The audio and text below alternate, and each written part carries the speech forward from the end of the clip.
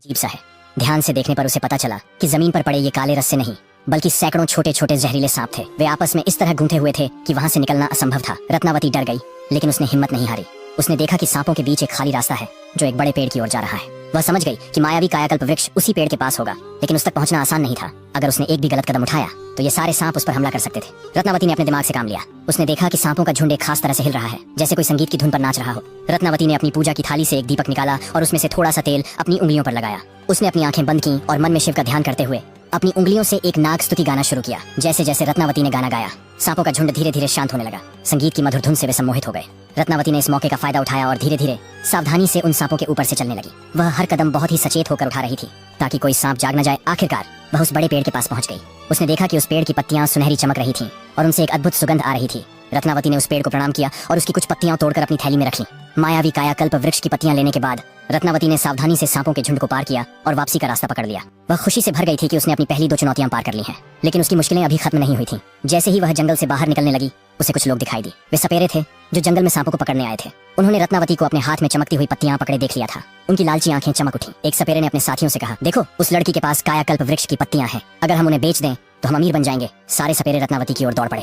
रत्नावती ने देखा कि वे उसका पीछा कर रहे हैं और समझ गई कि वे उससे पत्तियां छीनना चाहते हैं। उसने दौड़ना शुरू कर दिया, लेकिन सपेरे भी उसके पीछे भागे। वे उसे चारों तरफ से घेरने लगे। एक सपेरे ने रत्नावती के हाथ से पत्तियां छीनने की कोशिश की, लेकिन रत्नावती ने अपनी पूरी ताकत से उस पत्ते को पकड़ रखा था। छोड़ो अभागन, ये पत्ती हमारी है, एक सपेरे ने चिल्लाकर कहा। रत्नावती ने बहादुरी से कहा, यह पत्ती किसी की नहीं है, ये मेरे पति का जीवन है, मैं इसे किसी को नहीं दूंगी। सपेरे हंसने लगे। उन्होंने अपनी लाठियां निकाली और रत्नावती को धमकाने लगे। वे जानते थे कि वह अकेली है और उनके सामने कमजोर है, लेकिन रत्नावती ने हार नहीं मानी। उसने अपनी कमर में छिपाकर रखी हुई तलवार निकाली और उन सपेरों का सामना करने के लिए तैयार हो गई। सपेरों ने रत्नावती को चारों ओर से घेर लिया था। उनके हाथों में लाठियां और जहरीले सांप थे। रत्नावती ने अपनी कमर से छोटी तलवार निकाली और बोली, दूर हो जाओ, मैं किसी को भी अपने पति का जीवन नहीं छीनने दूंगी। एक सपेरे ने हंसते हुए कहा, तुम्हारी यह छोटी तलवार हमारा क्या बिगाड़ लेगी, तुम अकेली हो और हम 10 हैं। रत्नावती ने अपनी कमर में बंधी रस्सी खोली। उस रस्सी में एक लोहे की कील बंधी हुई थी, जिसका उपयोग वह रास्ते में कांटे निकालने के लिए करती थी। उसने तेजी से रस्सी घुमाई और उस सपेरे की ओर फेंकी जिसने सबसे पहले उसे धमकी दी थी। रस्सी उस सपेरे के पैर में फंस गई और वह जमीन पर गिर गया। जब बाकी सपेरे हमला करने के लिए आगे बढ़े तो रत्नावती ने एक बड़ा पत्थर उठाया और उसे जोर से जमीन पर पटका। पत्थर के टकराने से एक तेज आवाज हुई और जंगल में दूर दूर तक गूंज गई। इसी पल रत्नावती के मन में एक विचार आया। उसने अपने बच्चे को अपनी पीठ पर कसकर बांधा और उस दिशा में दौड़ने लगी जहाँ से आवाज आई थी। सपेरे उसके पीछे भागे, लेकिन रत्नावती को पता था कि अब उसके पास एक मौका है। वह दौड़ते दौड़ते एक पहाड़ी पर पहुंची जहाँ से उसने एक विशाल नदी देखी। उसने एक गहरी सांस ली और बिना सोचे समझे नदी में कूद गई। सपेरे यह देखकर हैरान रह गए। उन्हें लगा कि वह डूब जाएगी, लेकिन रत्नावती तैरना जानती थी। नदी की तेज धार में भी वह साहसपूर्वक तैरती रही। जब वह दूसरी तरफ पहुंची तो उसने देखा कि उसके पीछे कोई नहीं था। वह थक चुकी थी, लेकिन उसके पास अब भी कायाकल्प वृक्ष की पत्तियां थी। नदी पार करने के बाद रत्नावती पूरी तरह थक चुकी थी। उसके कपड़े गीले थे और उसके शरीर में दर्द हो रहा था, लेकिन उसके मन में एक ही बात थी, जितनी जल्दी हो सके अर्णव के पास पहुंचना। वह लड़खड़ाते कदमों से जंगल से बाहर निकलने लगी। तभी अचानक कुछ लोग उसके सामने आ गए। वे डाकू थे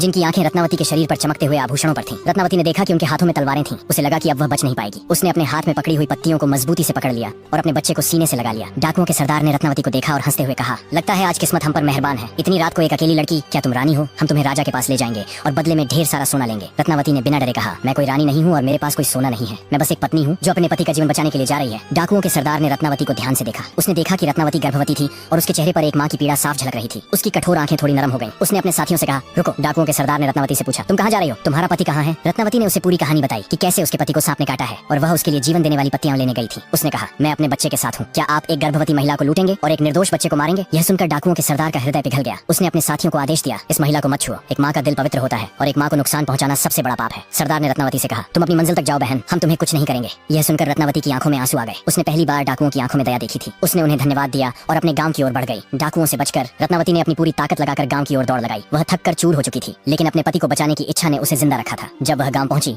तो सूरज डूब रहा था और पूरे गांव में उदासी छाई हुई थी। गांव के लोग और सुलोचना अर्णव के शरीर के पास निराश बैठे थे। सुलोचना ने रत्नावती को देखा और उसकी आंखों में कोई भाव नहीं था। वह मान चुकी थी कि अर्णव अब नहीं बचेगा। रत्नावती ने बिना किसी से कुछ कहे तुरंत अपने थैले से कायाकल्प वृक्ष की पत्तियां निकाली। उसने पत्तों को साफ किया और उन्हें अपने हाथों से मसलकर एक गाढ़ा रस निकाला। उसने उस रस को अर्णव के घाव पर लगाया और थोड़ा सा रस उसकी आंखों में भी डाला। यह सब देखकर सुलोचना और गांव के लोग आश्चर्यचकित थे। उन्हें यकीन नहीं हो रहा था कि यह वही रत्नावती है जिसे उन्होंने कल तक मनहूस और अपवित्र कहा था। कुछ ही क्षणों में एक चमत्कार हुआ। अर्णव का बेहोश शरीर हिलने लगा। उसका चेहरा जो जहर के कारण नीला पड़ गया था धीरे धीरे सामान्य होने लगा। उसने अपनी आंखें खोली और रत्नावती को अपने सामने देखा। अर्णव ने मुस्कुराते हुए कहा, तुम आ गई। अर्णव की आवाज सुनकर सुलोचना और गांव के लोग खुशी से चिल्लाने लगे। सुलोचना दौड़कर रत्नावती के पास आई और उसके पैरों पर गिरकर माफी मांगने लगी। मुझे माफ कर दो राजकुमारी, मैंने तुम्हें गलत समझा। तुमने मेरे पति को बचाया है, तुम सचमुच एक देवी हो। रत्नावती ने सुलोचना को गले लगाया और कहा, तुम्हारे पति को मैंने नहीं बल्कि आस्था और प्रेम ने बचाया है। यह सब शिव के आशीर्वाद से हुआ है। गांव के लोगों ने भी अपनी गलतियों के लिए रत्नावती से माफी मांगी। उन्होंने उसे रानी कहकर पुकारा। इस तरह रत्नावती ने अपनी पवित्रता, साहस और निस्वार्थ प्रेम से उन सभी लोगों के दिल जीत लिए जिन्होंने कभी उसे कलंकित माना था। यह कहानी हमें सिखाती है कि सच्चा प्रेम और निस्वार्थता ही इंसान की सबसे बड़ी शक्ति होती है। क्या आप इस कहानी का कोई और अंत चाहते हैं?